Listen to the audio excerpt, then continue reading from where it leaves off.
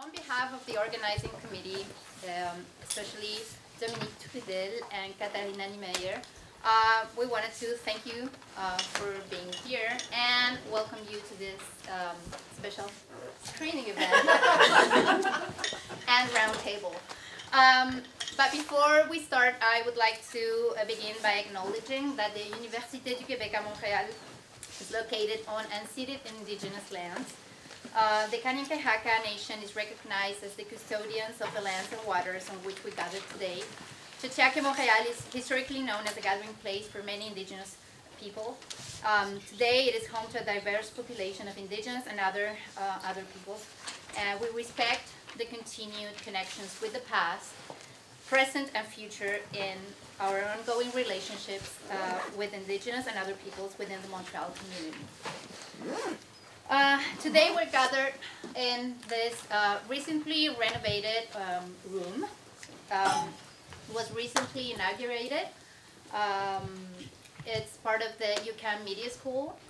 I would like to thank the École des Médias and the Faculté de Communication for letting us take advantage of this room. We would also like to thank our sponsoring partners, the Social Sciences and Humanities Research Council, SHIRT as we call it, IAMHIST, of course, the International Association for Media and History, CELAT, Culture, Arts, Société, Routledge for their contribution to the cocktail that we're going to enjoy right after, the Archive Counter-Archive initiative that made this panel possible, and is also a sponsoring partner of the event. And a special thanks to Jean-Michel Version, who is gone, and Sylvain Brosset for their technical assistance and organization. And I will now pass the mic to Janine Marchessault. Oh. Okay. No, but I'm gonna to introduce her first. She will moderate the panel. She's a professor of cinema and media arts at York University, where she was the Canada Research Chair in Art, Digital Media and Globalization from 2003 to 2013. She is a past president of the Film Studies Association of Canada and a fellow of the Royal Society of Canada. She's the principal investigator of Archive Counter-Archive, activating Canada's moving image heritage. Je te passe la parole. Okay.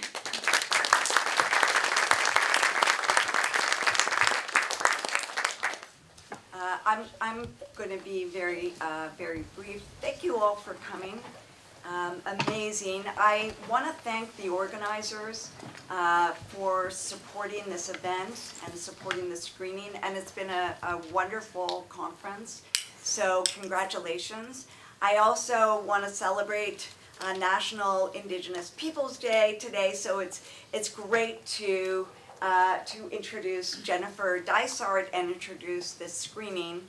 So we're going to start with the screening, and then I will introduce the round table, and we'll be up there. So Jen Dysart is an award-winning Indigenous filmmaker and an archive enthusiast. I think you were trained as an archivist, or you started training as an archivist, which is incredible. And she has a deep love of found footage and experimental filmmaking. So Jennifer was the first artist in residence at Archive Counter-Archive at Library and Archives Canada. This is part of the, I think, the unique aspects of Archive Counter-Archive's 7-year mission, and it is to introduce artists into archival organizations. Some are artist-run, so it's no big deal, but others are archival, traditional archival institutions, and so Library and Archives Canada was kind of the most ferocious, and it was quite something to bring two artists into the archives to work with archivists, and Jen developed a project out of that, which the film that was developed is called Revisiting Keewatin, and she's done different things with this film that we'll probably get into on the round table, but one was a projection of the film, which is a 1950s film that is a portrait of the Indigenous people at South Indian Lake in Manitoba, where her father is from. And she took this film and re-edited it, and then has done various things, but the latest was a projection on the Archives of Ontario surface for Nuit Blanche in 2022. So I thought that was pretty gutsy. Her films, Caribou in the Archive, Kiwi, Kapa, Witan, Return After the Flood, and Moss Origins have been screened around the world very successfully. So Jen is probably going to say a few words before the screening, and then we'll get the panel started. So.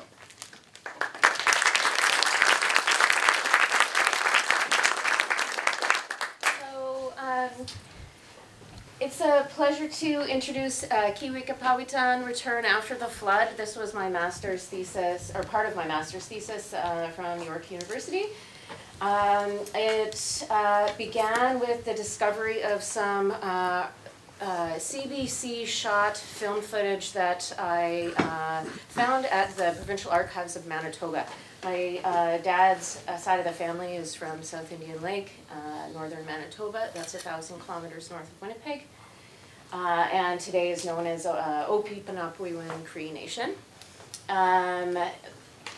This footage, this film has a combination of like contemporary footage that I shot at a family event, and also intermixed with the archival material that documents the destruction of a huge section of northern Manitoba due to the hydroelectric project that's called the Nelson River Diversion. And so I would just start by saying it's hard to explain the scope of how much damage has been done to the north. But it's more than just a dam. It's a series of hydroelectric projects which literally diverted one river into another using this massive lake called South Indian Lake as a reservoir that has the levels go up and down. And so our community has been really struggling for more than 50 years now, or 60 years now, going on 60 years, with the long-term effects of this. So archives are increasingly important, and I think I'll just leave it at that, and hopefully you enjoy this little slice of both history and current life.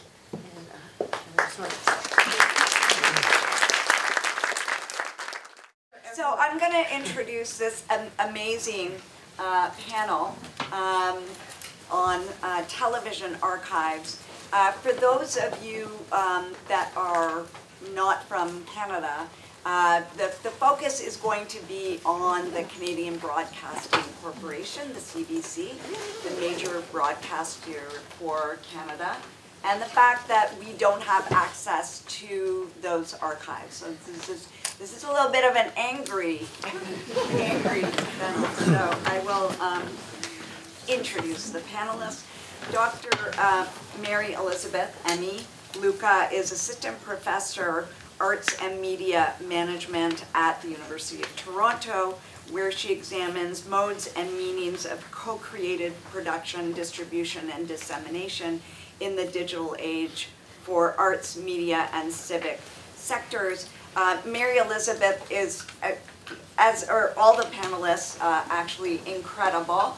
I first met her when I was working on a project related to Expo 67, and then I found out she was doing a PhD at Concordia that she had been a producer for the NFB, also for the CBC, and just knew everybody. So that was very, very handy to get to know you. Patrick McCurdy is Associate Professor in the Department of Communication, University of Ottawa, where his research examines media as a site and source of social struggle. His most recent research project was on the 1977 CBC docudrama, The Tar Sand. Andrew Burke is professor in the Department of English. I think you should raise your hands. That was Patrick. Andrew. is professor, Department of English, University of Winnipeg, where he teaches film and television. He's the author of Hinterland Remixed, Media Memory, and the Canadian 1970s, published by McGill Queen's University Press in 2019. He's currently working on a manuscript that examines the global circulation of objects in films from the 60s and 70s. He is serving as the president of the Film Studies Association, Film and Media Studies Association of Canada. Jennifer VanderBurgh is associate professor in the Department of English, Language, and Literature at St. Mary's University in Halifax, where she teaches courses on film, television, media, and cultural memory. Her recent book, What Television Remembers, which is about television in Toronto, is just hot off the press from McGill Queen's University Press. So everybody is going to speak for about 5 or 6 minutes to set up the panel. But before Mary Elizabeth presents, Jen, I wonder if you might say a few words, especially about the archival footage, the black and white archival television footage. Mm-hmm. So, yeah. Sorry, I just got a bright light in my face. But that's okay, we have slides. Yeah, so as I said, that my master's thesis film came about as a result of discovering this really important footage of the community at the moment where they were, where their future was being told to them by outsiders. Those were literally government and hydro officials telling the people that they would have to leave, and recording the commentary by elders and fishermen and community members, which to us as descendants of these people is absolutely the most valuable thing that for me, as somebody who wasn't raised up north, like I was raised in BC as a result of my dad leaving so early and not really feeling the connection with his home anymore, and not really going back. I'm gonna try and take my hand down and just get used to this.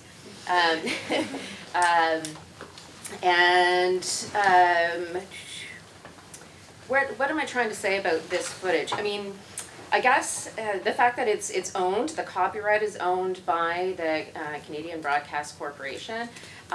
During the time of the making of it, one of my professors said, "Oh yeah, I know somebody that works at the CBC, so it's really good if you can kind of get your foot in the door with somebody who works there, and maybe they can give you the footage for free, or maybe they will give you a reduced rate."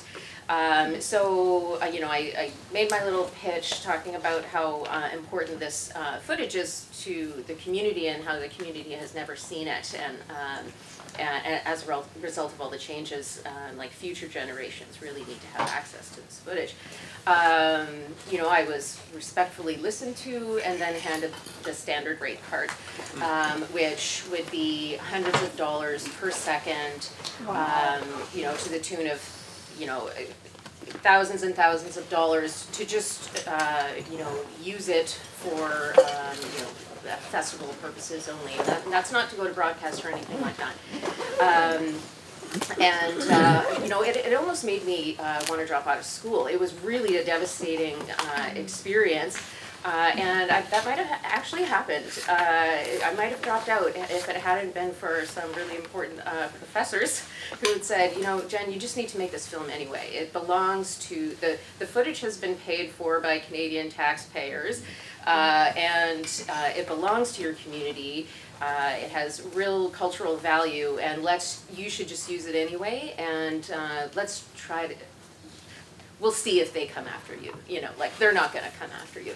And it was really sort of a terrifying thing. I always have this feeling that one of these days I'm going to get in trouble for it.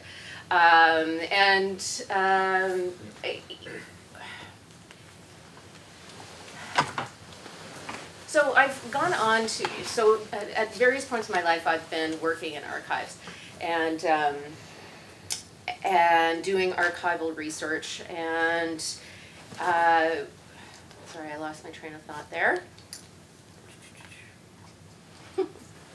Sorry, this happens sometimes to me. Yeah, right. Well, so yeah, my concerns are always, you know, getting, being sued, but I, Just that. you know, just that. But I guess what I have to add as a researcher, as somebody who does research in archives, this is a really good example of what we do cannot be done by anybody else. The archive doesn't do this research themselves. They haven't done what I've done. This isn't the full extent of the research. It went on for years and years and years. I broke it down frame by frame. I extracted audio, like that where the image had been lost.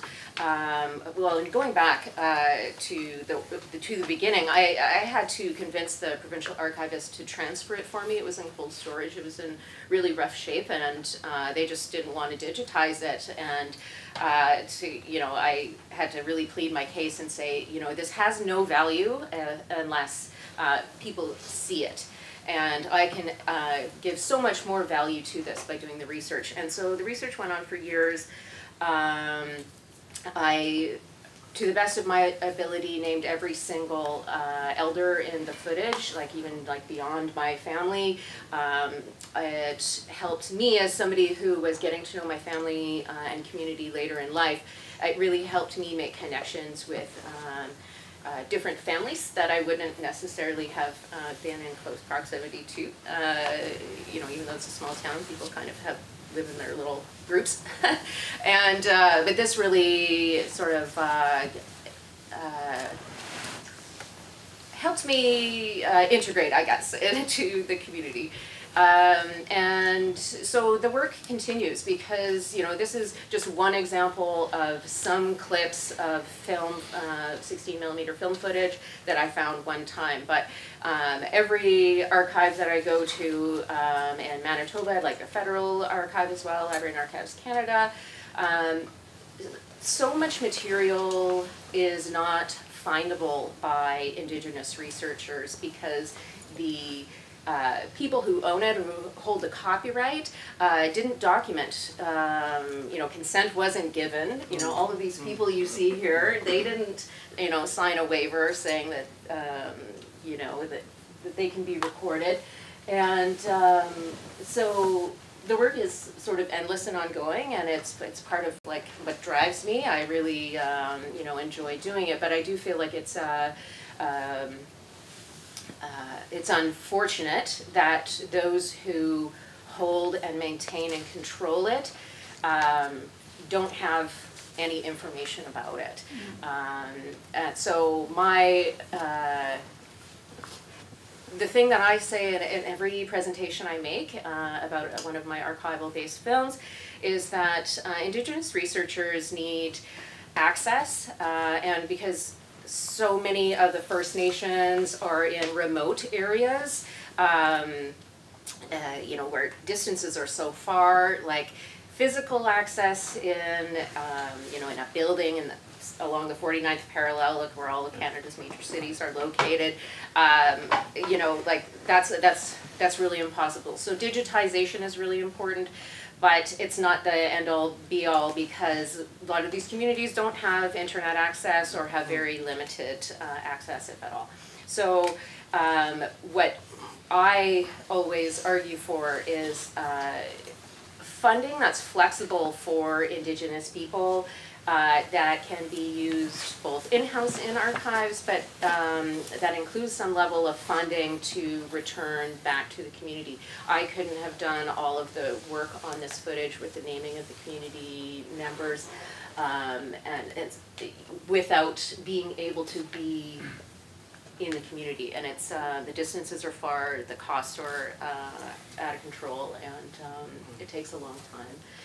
And I just wanted to show you this. This is an example of, you know, like the painstaking detail of going through the shot, going through the footage shot by shot, and then finding an image that had been cut out.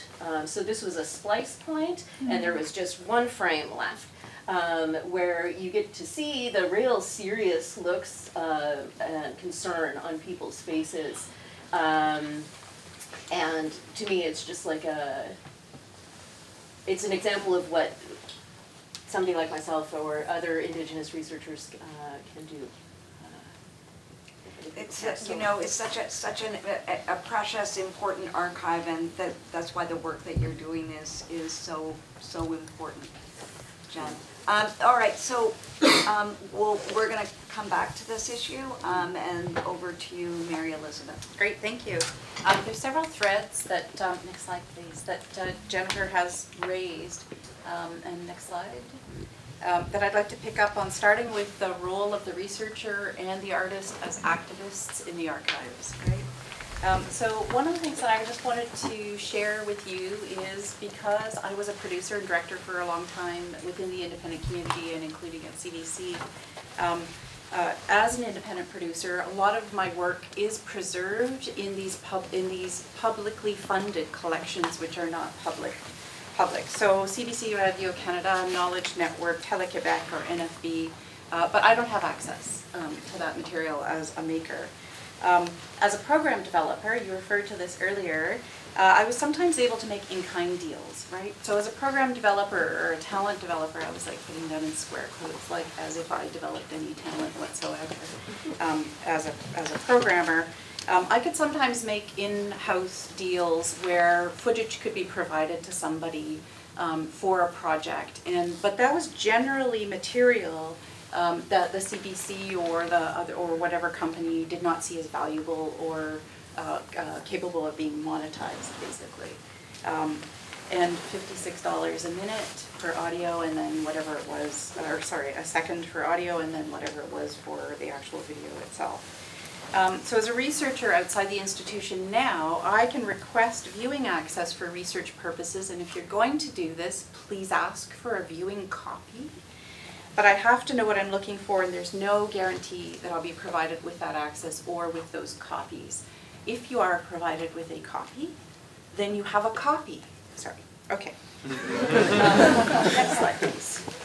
So one of the projects that I did as an in-house producer and director was to actually access a whole bunch of archives from the 1960s, including Expo 67, where I could develop a whole bunch of complementary material for an exhibition at the Canadian Museum of History. And we built a whole bunch of material that then lived on various websites at CBC and that informed programs.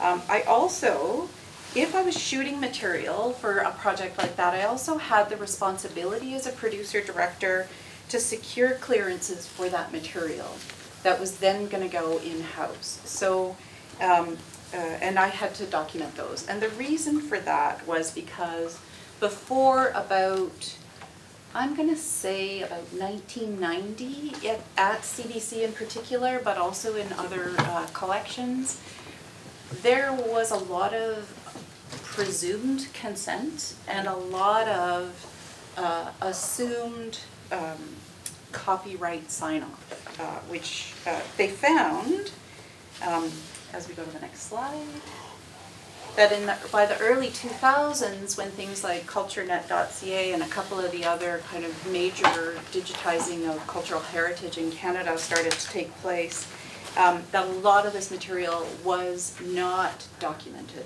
properly, which caused a very big problem for the legal department at CBC, and I will say also in any of the major collection institutions, they do not keep insurance, at least they didn't in my time, because it was too expensive to keep the kind of insurance that would have been required to cover the eventualities of misusing footage.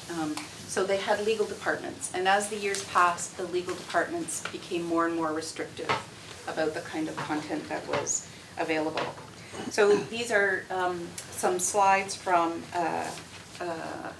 slide 6-4. Okay, so the next slide. So this is the Art Spots archive. That was one of my major projects at CBC, and I don't know if you can see any of the numbers, but there are about 290 300 boxes of material that got saved into an archive at CBC.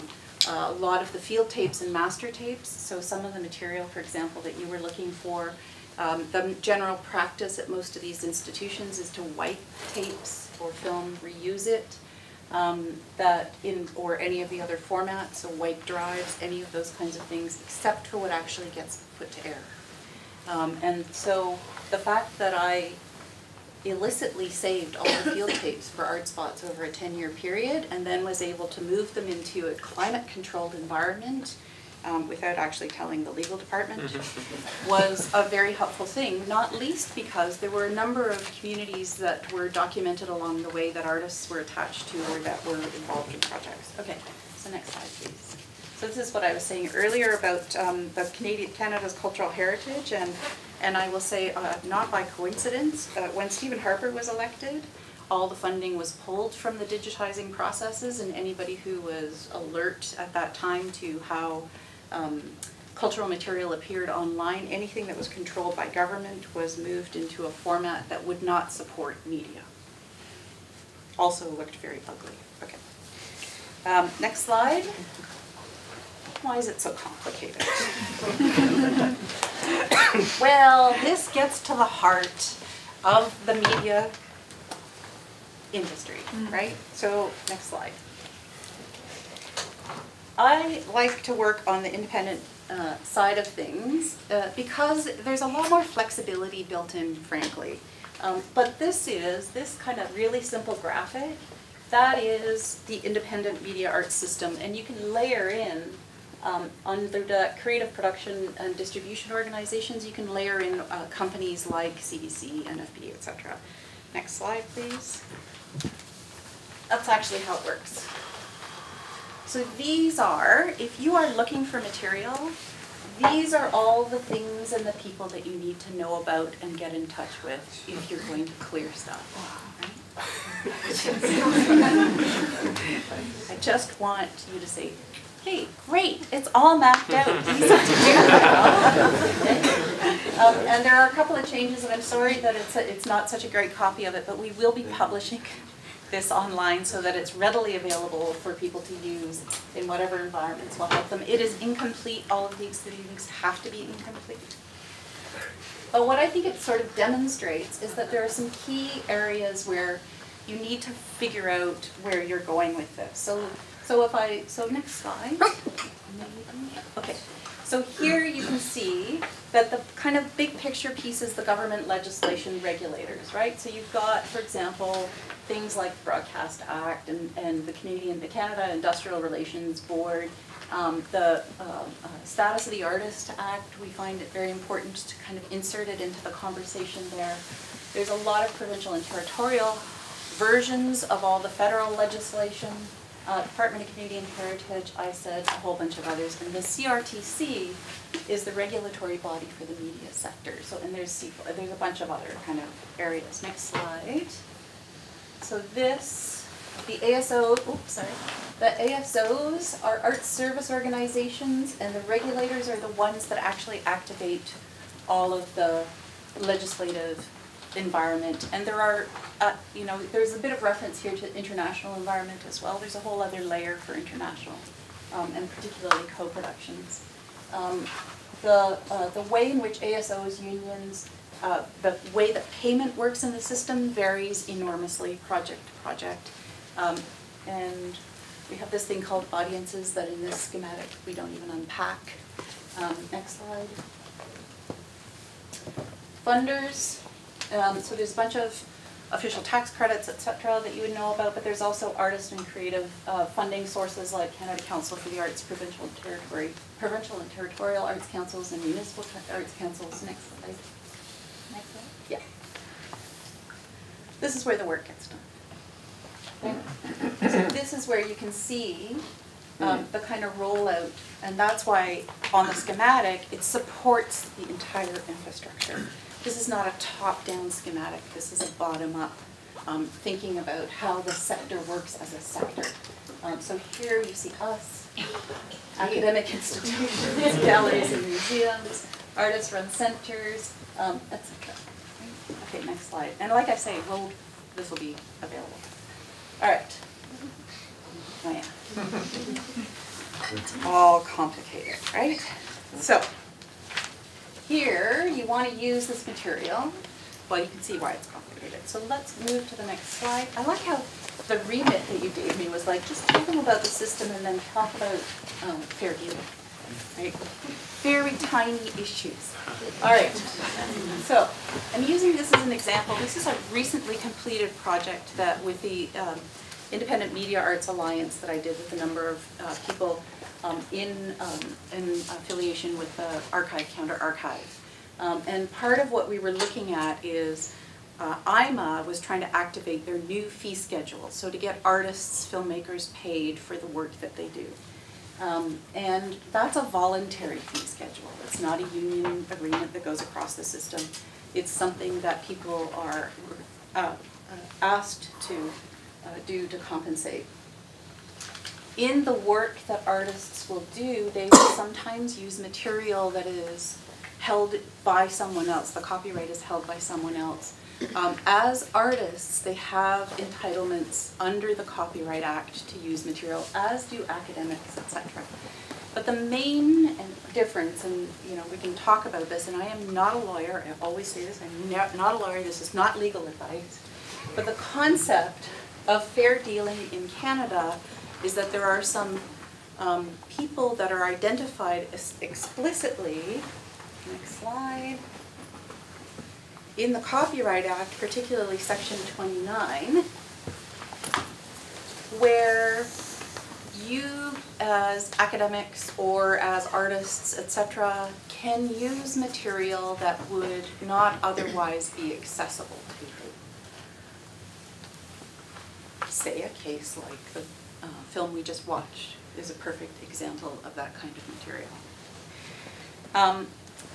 The difference between fair dealing in Canada and, let's say, fair use, which we hear about all the time in the US in comparison, is that fair use doesn't actually explicitly require, it is not, people aren't explicitly named, the activities are named, but they're not exclusive categories. Right? So here in Canada, we have a list of categories of people who can use material. Beyond that, it's hard to make the argument. It's not that it can't be made, it's just that it's harder to make it. Okay?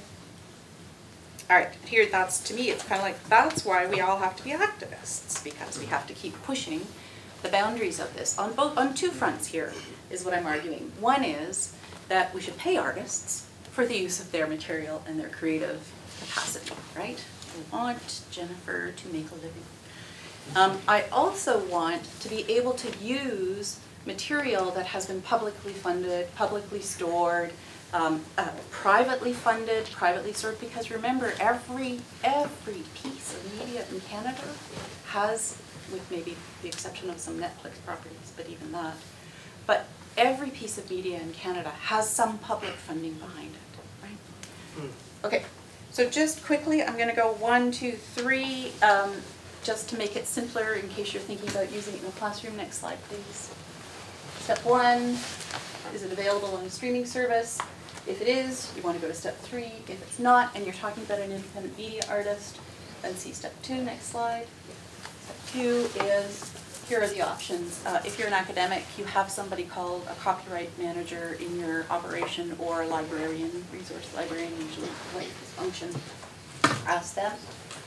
If it's a Creative Commons license on an artist's website, great, ask them, tell them you want to use it, tell them you want to play it in the classroom, and then compensate them. Step 3, well, is your librarian, resource librarian, archivist can tell you if you can use this under fair dealing, or you have to go through a series of processes which will allow you to file for the use of it. So that's all, really. It just sounds so straightforward. Okay, Patrick, sure. The activist side. Yeah, but excellent. Great. So in some ways, I'm here a bit by accident, because I didn't study media history. I didn't set out to. I've done a lot of work on social movements and doing a lot of stuff on environmentalism, on the oil sands, tar sands struggle. And as part of this research, or doing this research, I then learned about this 1977 CBC docudrama called The Tar Sands. And so as part of this research project, I wanted to watch this TV show, having read a bunch of news programs about it. And what I learned was that this TV show had been pulled even from CBC's internal archives, so it made it really difficult to see. So it started this 5-year research project around this show, because it really was one of the first pieces of contentious media over the tar sands, partially because of it, mostly because of its use of docudrama. The then Premier Peter Lougheed sued the CBC for defamation. And I published a bit of work on this. I have a short video essay interviewing people involved. If you're interested, I can share some of that. But what this project also sort of taught me about, and kind of where the activist side, I guess, comes in now, is a lot of the significant obstacles that we as researchers and Canadians interested in doing sort of work around this face trying to study the CBC. And when we think about CBC, it's mandated in the Broadcasting Act to produce material which represents Canada's history, its culture. It's funded by Canadians to do so. And I would argue, I see the CBC's role as not sort of ending after a show has been broadcast or streamed, but it continues. And so the perspective that I take, coming from media and communications, is that it's as important as what gets on the TV is how a show is made, or how it's not made, perhaps. The production, the editorial decisions, the different pressures and influences that happen behind the screen. And there's very important stories here. Next slide. So CBC is subject to Canada's Freedom of Information Act. I'm wondering, has anybody ever filed, by show of hands, an ATIP here in access to information? A couple. It only costs you $5 to file it with the CBC, and to be honest, it has gotten me some good information. I was able to confirm an uncredited voice cameo in The Tar Sands by John Candy, which was kind of fun to do. So this was actually through an invoice, a production invoice that had him as a voice actor. He's not on the credits of the TV show. So there are some things you can learn through these ATIPs, but there are really hard limits as well. And so I think many of the stories that could be told from CBC's archives that sort of live in CBC's archives will sort of die in custodial death. They will not be told. And a key reason for this is CBC's status under the Information Act. And this is the same act that forces the CBC, and I'd use the word force, I guess, here, to make public select information.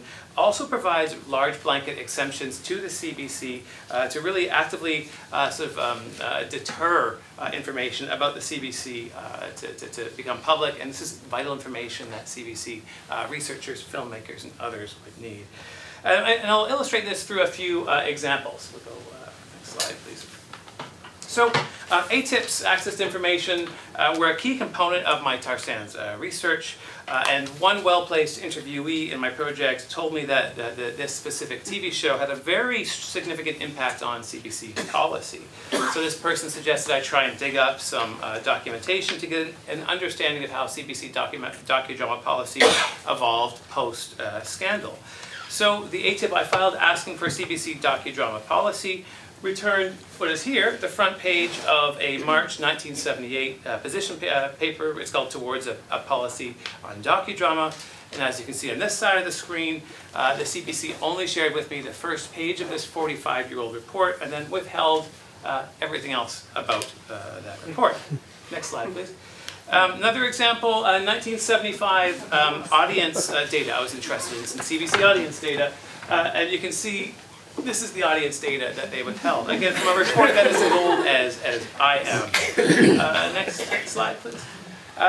So on screen, on this side, is what was a confidential 1984 CBC memo related to the massive lawsuit around tar sands. And as an attachment, as part of these court documents, there was a 1977 memo by Knowlton Nash, who's a famous Canadian author, journalist. He was then the CBC's Director of News and Current Affairs, and he is presumably offering his take on CBC docudrama policy, but as you can see, you have his point saying dramatized fact, big white space, and then his signature at the bottom. Again, withheld, 46-year-old document withheld under the Act. What do I have next? Next slide, please. Okay, Actually, for time, we can hit the next thing. So soon after getting, there's a lot to read here, but the yellow stuff is kind of fun, and I'll get to that in a moment. But soon after hitting some of these obstacles, you know, I wrote the CBC back in 2017. I've been doing this for like 6 years, I guess. So I wrote them saying, I'm a researcher, could I please come to Toronto and take a look at some of these documents? I offered to not take pictures, just read them and scan them and see if I could see what was helpful, what was available, because it would help me fill in a lot of this the story I'm trying to tell around the tar sands. So my request to either see the material, I wanted the tar sands TV script as well, which I happened to get from Library Archives Canada and from the archives in Edmonton as well. But my request for this information was denied by a 3-page letter by CBC's Vice President of Legal and their General Counsel. On screen in yellow is an excerpt from the then sort of VP Legal. And I'll read a little excerpt here. As the media landscape becomes more, and there's 3 pages, if you want to read it, email me, I can give you the letter. As the media landscape becomes more competitive with the advent of new technologies, it's essential that CBC remain on equal footing with other broadcasters in the marketplace. The records speak to how CBC goes about investigating, fact-checking, and revising scripts in the context of, quote, based on real-life docudramas. We believe it is apparent that revealing these discussions, notwithstanding the passage of time, would place CBC at significant disadvantage in the marketplace since it continues to make comparable programming. And so to me, if these documents from 1977-75 really do make up the secret sauce of how CBC makes its shows, then it's in a lot more trouble than I thought it was. And so you might notice that in this right here, CBC does quote the one section of the Information Act, Section 68(1), which we can talk about that later. But this is important because they also have, it's their decision to release things or not. So the Act allows them to sit on this and not give it to me, or they can decide, they actually could decide to release the documents. And what's also important is that CBC, the Information Act gives an excessive degree of protection to documentation. This actually exceeds cabinet confidences. So cabinet confidences in government have about a 20-year window, and then they are no longer ATIP exempt. I tried to get the the pilot episode of the Beachcombers, and I could not get that, right? Or this type of material. Next slide, please. I've spent my sort of most of my time talking about this sort of 45-year-old docudrama, but this issue is relevant to many aspects of CBC's programs that hit barriers, seeking other bits of information. This was a strange one with CBC Tandem. It's like their advertising arm where they make, it's a terrible thing to have, they make this branded program. There was faced a lot of internal resistance from journalists, for-profit stuff for BMW, other advertisers to try and generate revenue. But this is a material that was supposed to be handed out to advertisers, except they only gave me the questions. They did not give me the actual material an advertiser would get. So I could email the CBC as an advertiser and get this, but they're withholding this to me. One more slide, if you could. Which one's this? I couldn't tell which one this is. Guess what this is for? So I was really interested in thinking about COVID, right? And if you're a historian, you go down 20, 30, 40 years, you want to think about how did sort of the public's broadcaster, where we all mostly turn to, a lot of us turned to local news to try and sort of see what was happening, especially in March 2020. How did the CBC react to COVID? Well, I put an ATIP in looking for information about some of the policies. There was a bit of a scandal when CBC stopped doing some local television, which they then sort of returned to after the premier PEI got involved. But again, all this material was withheld, and it's going to be withheld in perpetuity unless somebody leaks it or puts it in their own personal archives, right, into the CBC. I also put in a ATIP around the Tragically Hip's last concert in 2016-17, because this was one of the biggest sort of media events in Canadian history. And it can be told from different perspectives, but again, this story is protected. So a lot of these stories have values to Canadians. Some of them have values to sort of niche academics in certain areas. But the problem is that it's very difficult for us to access this. I have made a submission to the Standing Committee, what's it called? The Standing Committee on Access, Privacy and Ethics, sort of documenting some of these points. I'm going to publish that as a bit of an editorial in JSource soon. calling for some changes to the Information Act. There are some important reasons why it exists. We can talk about that, but there's some changes for those of us who want to study CBC history that have to come about too. So, leave it there. Thank you. Oh boy. It's like there's one person behind a desk, maybe. Maybe it's TV. Over to you, Andrew. Thanks, Janine. So, in the lead up to the panel, Janine suggested that we were all just going to shit talk the CBC, but as an extra bonus, I'm also going to shit talk Library and Archives Canada. So, just to get a little bit extra variation here. So, Jennifer, Emmy, and Patrick have all detailed the obstacles they have faced in accessing televisual materials essential to their work.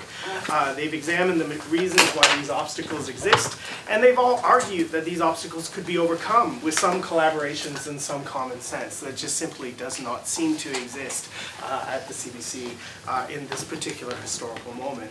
And I know that Jen, who is up next, will speak to the sheer weirdness of writing a book on the history of television in a country where the vast majority of television is not accessible in any meaningful way. The neat division of kind of plenary labor that we have here kind of leaves it to me to be a little bit more free-floating and wide-ranging in my anger about it all. So fasten your seatbelts, it's going to be a bumpy ride. So I've been thinking a lot recently about what it means that Canada does not have a dedicated film and television archive. Sure, it is within Library and Archives Canada, Library and Archives Canada's mandate to collect and preserve audiovisual recordings, and we can go to the next slide here. Yeah, there it is. Yet you would never know from the existence of the LAC homepage. It's not visible in any way here. It takes several clicks to get through to this warm and exciting page. Next slide. A warm and inviting search page that does not exactly scream the kind of user-friendliness or public-facingness that I think we rightly demand from public or governmental institutions today. Now, if we go to the next slide, I don't mean just simply to dunk on the terribleness of the LAC website in particular, or the Web -2.0 feel of Canada's online identity more generally. I think we can just quietly agree that it's all awful. That said, I do think that they are entirely indicative of the ways in which audiovisual materials are understood in Canada to be of secondary importance and presumed to be of little or no interest to a general public, despite all evidence to the contrary. It's usually at this point that archivist friends look at me, put their hand on my shoulder and say, Andrew, it's really all about resources. And I know that this is true objectively, yet there are always serious questions to be asked about the allocation of resources and about the subordination of the audiovisual, especially television, in the dividing up of any funds. And this brings me back round to the question of whether it would be different if Canada had the equivalent of a public-facing audiovisual archive of the sort that exists in other countries, whether as a semi-autonomous or at least separately named branch of the National Archives, or as a charitable organization, the operating budget for which would come in the form of funds from the Arts Council or from a ministry. There are many possible comparisons here, and we'll go to the next slide. From the British Film Institute to the National Film and Sound Archive in Australia, which should be the next slide. And I particularly like this one, which, side note, was only created as a separate institution from the National Library of Australia in 1984, to New Zealand's, next slide, Ngātaonga, which perhaps given Canada's similar colonial history might perhaps serve as a model for a public-facing media archive committed to the kinds of audio-visual repatriations and rematriations outlined in the TRC, outlined in the Truth and Reconciliation Committee. Now, of course, I'm not claiming that any of these possible comparators are ideal. I'm sure there's plenty of people in the audience who can speak to the obstacles in the UK, in Australia, in New Zealand, in accessing television archives. There's problems everywhere. Yet, I do think that there's an importance, even symbolically, in having a named audiovisual archive that forms part of the activities of a public-facing organization or institution, which is simply what we do not have in Canada. And I'll go to the next slide here. And at this point, it's always crucial to say that there is a division, of course, between Quebec and the rest of Canada. The expansion of the official mandate of the Cinémathèque Québécoise in 1994 to collect television, and their 2001 implementation of FIAF-compliant policies for the acquisition and preservation of television means that Quebec has something much closer to what I'm describing than the rest of Canada. But once again, it's not perfect. And I know that there will be people here who will have had their own frustrations in accessing things from the Cinémathèque Québécoise. Nevertheless, and from Radio-Canada as well, via the Cinémathèque. But nevertheless, the structure is there for what it could or should be. And I'm going to end with a joke. Jen and I have been saying for years that to be a television scholar in Canada, especially in English Canada, is a matter of pirate or perish. If you want to write on programming rather than policy, and you, like us, live in the provinces rather than in Ottawa or within shooting distance of Library and Archives Canada, you end up writing on what you can find rather than on what you want to write on. And if we go to the next slide, and this is totally cool. I mean, my own book is all based around weird old public service announcements about animals because they were easy to find. People scoured VHS tapes and they uploaded them to YouTube, and I don't know if the randomness of this kind of methodology can sustain a field, and I do feel that television studies in Canada is completely underdeveloped because of the lack of meaningful archival access. Yet, I've come to see pirates, whether we think of them as rogue archivists or vernacular preservationists, as my friends and collaborators. Some, like the mysterious canada.gov.ca, next slide. I'll let you sit with us for a while. Oh, mini putt. Yeah, mini putt. This is here for the RDS fans in the audience. Some, like the mysterious canada.gov.ca, even adopt an official-looking internet address to offer a bizarro version of what a national archive should look like. A surreal juxtaposition of scraps and fragments of Canada's televised past, lovingly annotated and meticulously researched. So, to conclude, honestly, there are some days when I feel the future of television archives in Canada is largely a matter of catching up with other people's presence. There are other days, however, when it quite simply feels that it's never going to happen, and we are stuck in a state of pirate or perish, of the illicit circulation of televisual materials that have been salvaged from dumpsters, liberated from traditional archives by rogue actors, or uploaded by everyday preservationists whose willingness to flaunt copyright, given the state of things overall, amounts to a significant cultural contribution in and of itself.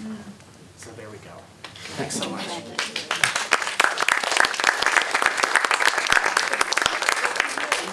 Who had to write a book on television in Canada? Yes. So yes, as Janine mentioned, I work on film and television, mostly in the Canadian context. And over the years, part of my work and my experience working with this material in the field, I've written a few pieces to sound the alarm about this notorious lack of accessibility to Canadian television shows, or to Canada's television heritage, which is not an unproblematic term by any stretch, but perhaps a useful term or concept for us to work with in order to drive policy change forward and to compel the Canadian government and the Canadian public broadcaster, the CBC, to make the television that it has produced accessible to the constituents who have funded it, right, as my panelists have said, and who have provided the rhetorical underpinning for why it was produced in the first place.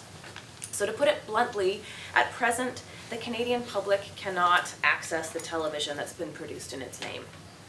So without a dedicated television archive in Canada, as Andrew's pointed out, and without adequate support to work out copyright and licensing agreements that ME has outlined, to negotiate lapsed performance rights and music clearances with unions, most television, and most specifically dramatic television, produced from the 1950s until rights agreements were negotiated in perpetuity in and around the 1990s, most of the material that was produced in this period for television is held in a kind of ambiguous legal limbo that essentially holds it ransom and renders it inaccessible to the Canadian public.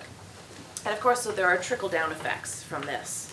Without reliable or legal access to TV text in Canada, the study of television hasn't developed like cinema or literature or art as a viable field of study as it has in other nations.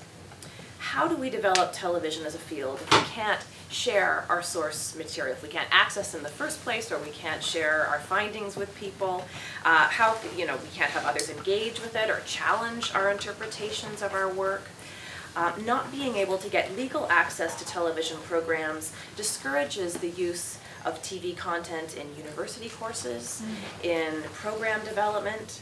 It also prohibits the training of TV scholars and to the development of television as a field. Andrew and I have done informal surveys of recent PhDs who have graduated in audiovisual media in Canada, and those that include television in their work are few to none. And this, of course, begets a vicious cycle wherein television as an art form and also as an important historical record is neglected and forgotten. So this experience working with television in Canada is partly the motivation behind the development of this book that I wrote that's not quite hot off the press. It's more smoldering. It's coming out in October, so it's warming up. It's warming up. So partly this book is advocating that we think about the relationship between Toronto, in this case, and television as dialectical, in the sense that TV does not simply reflect or represent Toronto, but that television as a medium and also representations of Toronto on TV have affected the development of the city and of Canada as a nation, because Toronto so often stands in for the idea of the nation in Canadian television. So the argument here is that television is not a benign thing. The role that TV has had in recording and also in inflecting discourses about citizenship, about social policy, should not go unnoticed and understudied. Television is a historical record of discourse, of aspirations, of governmentality, and these are some of the things that are withheld from us when we don't have reliable access to our TV history. So things need to change in order for us to study television in meaningful and sustainable ways. But in the meantime, how do those of us who are committed to doing research in this area and to activating television, how can we do the best that we can? So the research that I did for this book took me to the CBC, where I was fortunate enough to call on favors from personal connections that I happen to have. But because I had to watch material on site, which was actually piped from a digital server in the basement of the CBC up to one specific computer, like it's that detailed, right? It goes through this process. The process is super time sensitive, it's site specific, and prohibitively expensive. It also doesn't lend itself to the practice of close textual analysis, right? So the scholars who need to do this kind of work need to view programs multiple times in order to understand and analyze their aesthetic qualities. So as Andrew has just mentioned, and along with my colleague Michelle Byers, I've written about the importance of what Abigail de Kosnik, among others, have called these rogue archivists, and the importance of these people that we rely upon to do our work. Television enthusiasts who have recorded and collected television, often directly off air, and have amassed, often inadvertently, significant counter-archival collections. So these collections are really useful since they circulate outside of traditional archives. Found in personal collections and university collections very often, these TV recordings are more freely available for personal research than broadcast archive collections if they exist. But these recordings are obviously not cleared for public performance and teaching.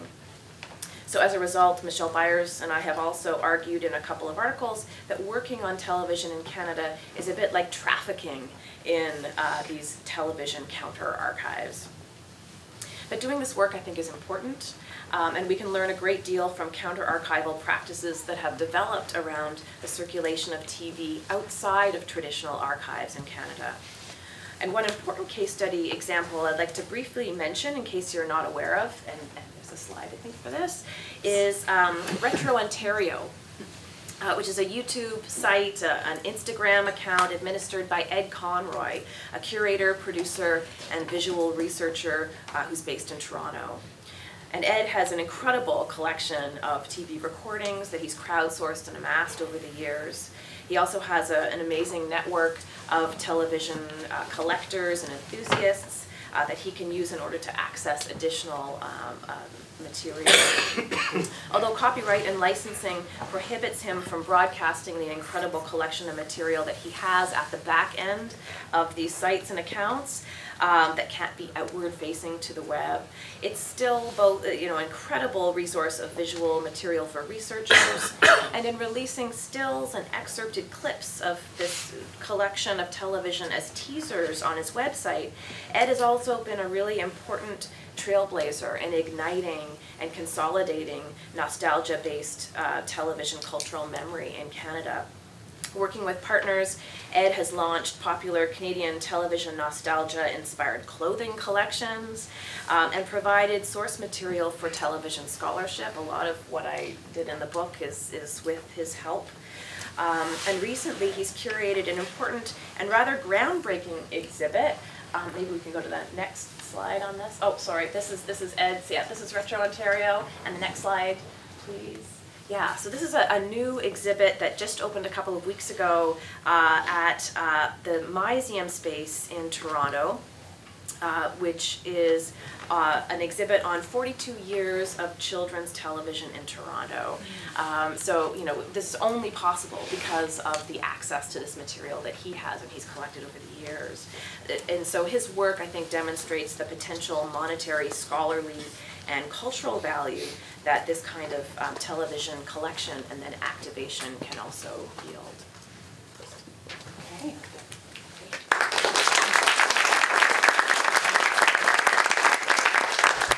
Turn the slides off. It's almost like it was a performance art piece, and we were all in each other's slides. Okay. Oh, good. So we want to have a fulsome conversation with the audience. I think I will ask one question, and then we'll open it up. And please, share your experiences. If you're from another country, share your experiences. If you're from here and you've worked with the CBC, please share your experiences. We really want this panel to actually have some kind of impact. Archive Counter Archive is in its last 2 years, and this is one of our action items is, deal with the CBC and open things up, make it easier. And make it easier for Indigenous communities to access those archives. That is part of the Truth and Reconciliation Commission's recommendation to repatriate materials. And why the work that Jen is doing is so heroic is that you are single-handedly trying to create an archive for the Cree community. And so it's heartbreaking. So I just maybe want to ask all of you to think about an action item. Nothing too complicated, but what can we do to have a conversation with the CBC? I mean, Patrick, your briefs they're also heartbreaking because there was a brilliantly argued brief. Was that for the tar sands? The one that I read, like just brilliant detail, everything, and I'm like, and so his email was like, what was the date on it? April 2022. Yeah. And it was sort of like just one line. I haven't heard back yet. It was like, that's not right. So I don't know. Just anybody jump in with action items. we're mad as hell, we're not gonna take it anymore. Maybe I'll just jump in and say, I think we have to go beyond copyright, and we have to recenter kind of moral rights and think about who is in something and who made it. And then that way, that gets us over a number of issues that get tangled up in the legal system in a way. And I recognize this is not simple, but I think particularly in thinking about how do you repatriate and rematriate work, well, the way you do it is you go beyond that. What is the charge for footage from the CBC if they're going to charge you? I don't know. Like all across the board, I can't recall, but I just remember thinking it was hundreds of dollars worth of seconds Per second. per second, and that's not for broadcast rights, right? So that's just to sort of do it, make your film for school. It's just to show it in festivals.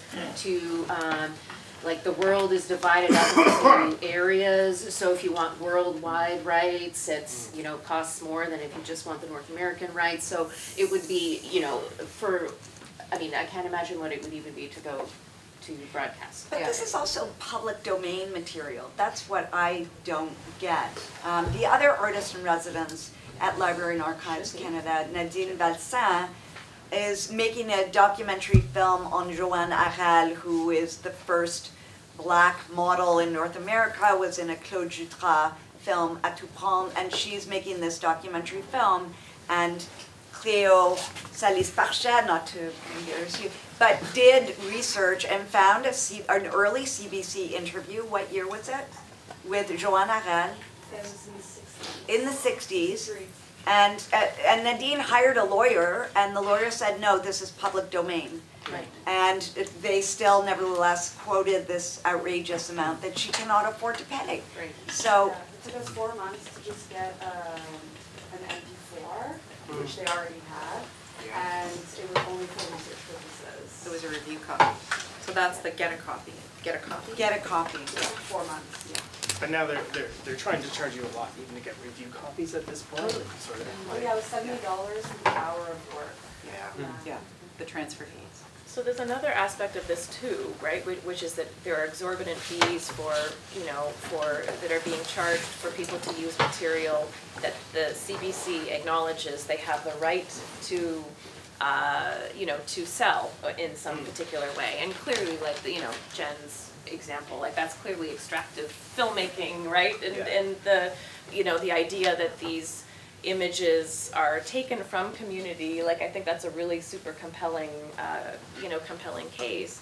And arguably, you know, I think that all of the stuff that the CBC, it's a public institution, it's been produced with public money, you know, it is the public's, like it is ours to be able to use, and there's a whole bunch of material that's held up that this, because, you know, it's unclear who's the copyright holder for this material, because production companies have dissolved, or the CBC was a co-producer with a company that has dissolved. The CBC is unclear of, you know, for a whole swath of material, most of it drama, they're unclear about who actually, if they have the right to grant someone to use the material or to exhibit the material. And so they just, instead of investigating, because they don't have the resources to do that, they just say no. So that's a whole, you know, so there's a whole bunch of stuff that's locked up that's not, you know, there's the kind of, it's prohibitively expensive to use the stuff that they know they have the right to use. That's one issue. But then, you know, there's just a lot of stuff that will just, you know, never see the light of day because the CBC is unclear of whether they actually have the right to grant people to use it. I mean, that's something Mary Elizabeth had said as well. Yeah, well, and one of the, when I was at CBC, I was there during the period where Canada's cultural heritage was being digitized, and there were resources that were provided for the activities of doing due diligence. Because it wasn't even the clearing of it, it was the attempting to clear it that was the issue, right? So that was between about 1998, 99, and about 2004.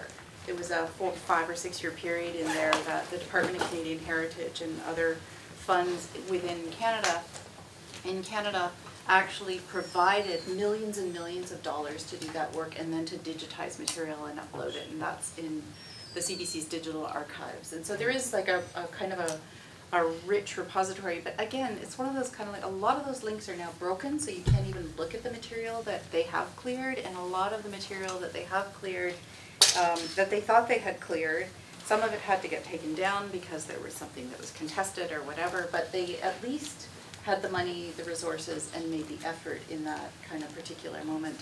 And part of what came afterwards was the stripping out of resources generally from archives, libraries, the media sector, the arts sector, so art service organizations, all of that meant that there haven't been advocates for over 10 years who've been resourced enough to kind of make the argument that this should happen again, right? And so that's one of the things that I think is one of the real strengths of the Archive Counter Archive Network is it is a network of people, and with organizations like this one, it's a network of people who are actually doing that work and who can advocate for this kind of funding to support that kind of work. And it's the moment to kind of go, well, maybe it needs to be arm's length then in order to be able to take it out of that legalistic environment within CBC, but also NFB, which tried a different approach in their endless attempts to make their websites work. And then some of the other kind of organizations that are holding this material. And one of the big issues around this question of independent material in particular is, like I said right off the top, if you made something and it's broadcast on CBC, there is a copy in the vault, but I have the rights. I only can access it if I can prove that I have all the rights and I know where it is. I practically have to know which shelf it's on, right? In order to say, that's mine, I want a copy, right? So, yeah, I just want to say, Katarina, that we first had this discussion way back when about a television panel. Yes. And so I do want to say it was your idea, in case people... It was her. It was her idea. But yeah, let's we have to maybe open up because there will be a cocktail outside there's a cocktail later. waiting. So And so it would be nice if we could exchange. So sorry, because we could talk about this like very long time. So I'm doing the CBC person. yeah. So can we turn the lights up a bit? And I will try because we had some Yes. little problems. I give it a retry. Tony Moore from Monash University, Australia. We have exactly the same problem with the Australian Broadcasting Corporation. Like, I worked there for 10 years, back in the 20th century, when we made 50% of our own 50% of our own documentaries in-house. Right. So that I was a kid in the lolly shop. You just grabbed it, you just got it, you know. But now I make films with the independent sector, and I have PhD students, and I want to research stuff. And it's Steven Spielberg rates for everyone, including academics who just want to research it. I think I can't even get my old films to look at. I paid $400 today for a still image taken of a comedy show to go in a book. So it's locked away, and we have the National Film and Sound Archive, but the largest First Nations moving image archive is with the Australian Broadcasting Corporation. And I think they're absolutely right. We've got to get away from the lawyer's picnic and have moral rights and that public right that we've paid for it already. And for research purposes, any film, even the partially funded ones, need to be made public and made available for at least research, if not use by, and I would argue for use by films such as your wonderful film. That just, especially when they're in a not-for-profit zone, unless we're lucky enough to sell to Netflix or Amazon. So yes, I think we need a campaign around that. And I think we talked about this in one of the panels. I think it should be an international campaign as well as a national, because the First Nations actions and anti-slavery actions in North America had impact in Australia, and I think that it carries greater weight because they all love to rock up the broadcasters to the international shows and things, the international conferences. So I think it should be an international as well as national campaign. do have IAMHIST in Australia, the Australian Institute of Aboriginal and Torres Strait Islander Studies, and they have a massive collection. They have the biggest collection of Indigenous artefacts, printed material, and actually access is really quite easy. So, and I work there, so we do have that, which is something that is great. Yeah. And the National Film and Sound Archive exists too, which you pointed out. But the Australian Broadcasting Corporations Act doesn't make it public, so it's everyone is treated like a commercial entity. I guess that's to do with the bigger thing called neoliberalism. Question at the back. Thanks. Ian Rasek from the University of Cape Town. Quickly, there were two things that came out of the talk. It's weird hearing Truth and Reconciliation Commission outside of the Southern context. And also, I suppose almost refreshing that our situation now doesn't sound so uniquely terrible. But I think what's interesting about it, like one of our experiences in South Africa has been obviously with the sort of watershed moment of apartheid, there's this kind of very clear divide in a way around how, the sort of way in which the state broadcasts itself and broadcasts South Africa over time. And my colleague Martha and I have both had these experiences of exactly trying to find things that are there, and unless you know exactly where it is, as you said, you don't get the exact copy. You have to sort of rummage around. One of our things that I think we need to do in South Africa is we actually need to audit. I think in many cases no one actually knows what's there. So much stuff is kind of essentially dissolved, frayed away at the edges. I know there was a project a while ago to digitize some old subsidy films from the 70s, and in many cases the National Archive copies were incomplete, and so they had to source either independent filmmakers to try and make up a complete version of a film so that it could be digitized, and they actually, I think they've only done it to 2 films, because it was essentially a sort of private partnership that initiated. The state wasn't interested, it was the private filmmakers who were interested in trying to get these films digitized. So I think in many cases for a kind of vulnerable situation like South Africa, it's actually even about auditing and literally find out who has what. And are there versions of films that might be incomplete in the state archive that actually might be held in other places that could be kind of put together? So I think that's one of the, for us listening to your side of it, from us, the idea of trying to figure out where all these, even at universities, where all these things might be, and trying to sort of someone be able to go to a website and say, oh, well, this is there, this is there, this is somewhere else, I think is a very important, would be needed, Great. One of the things that I think is really interesting about that is that there's a lot of media that's been de-accessioned from various collections in Canada. Like I think about the Canada Council for the Arts collection that went to NASCAD, and that there's a whole bunch of one of the art colleges on the East Coast. There's 100 art colleges on the East Coast again. There's one. And as you're saying, it's kind of like things are distributed. And again, I think this is one of the values of this kind of a network where we can say, oh, okay, you know what, we can fill in this piece from over here. And we can fill in that piece from over there. Yeah, absolutely. And including film festivals. But also including the fact that Canada has a federal system with a series of provincial archives, and it's always trying to figure out sort of where the CBC material landed, whether it went to the National Archive or whether it landed in a particular provincial archive, such as the Manitoba one, which some of Jennifer's material came from. Michael? So my criticism of the CBC archive kind of comes from more of a place of employment. So a good friend of mine who's no longer in the field actually used to work for the CBC archive and did like preservation work and digitization work, and we've had conversations over the years, and because it's not my story to share, I'm not going to get into specifics, but they weren't very positive.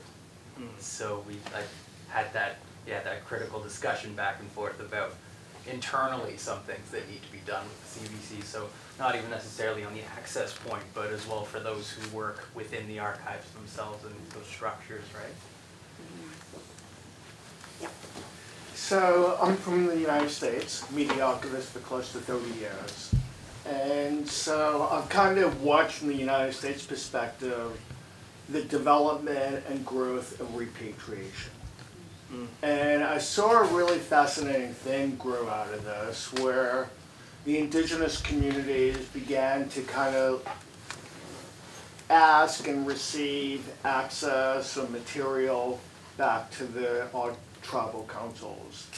They then formed a group, and through Society of American Archivists and American Library Association, they created protocols, the Native American protocols.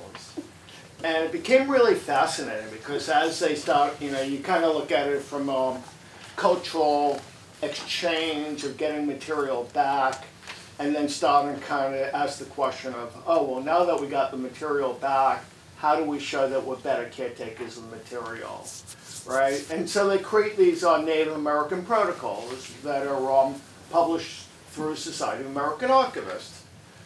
It becomes really fascinating as that evolves, so that you start to get groups like the Association of Tribal Libraries and Archives, ATOM, and then you kind of see a direct connect to that question that ultimately grows to the new museum at the Smithsonian, the Native American Museum, right? I see those actually as direct contact, growth over a long time of, hey, we now have our stuff back, now how do we create rules of taking care of the material?